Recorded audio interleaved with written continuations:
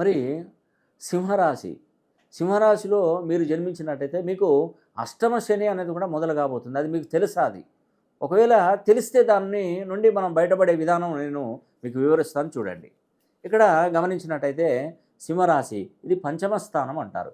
ఈ పంచమ స్థానం నుండి ఇక్కడ గమనించినట్టయితే సప్తమ స్థానంలో ఇప్పుడు ప్రధానంగా ఇక్కడ శనీశ్వరుడు ఉన్నాడు.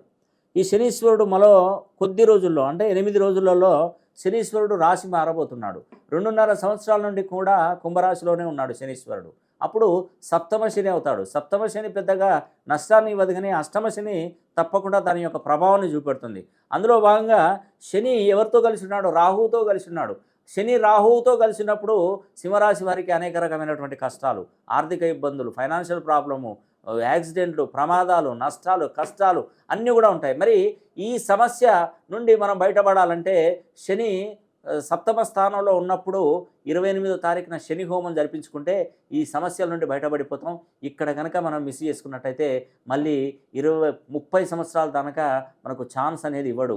శనీశ్వరుడు ద్వారాలు తెరిచిపెట్టాడు, వినతులు స్వీకరించబోతున్నాడు. వినతులు మనకు 28వ తారీఖు వరకేనండి.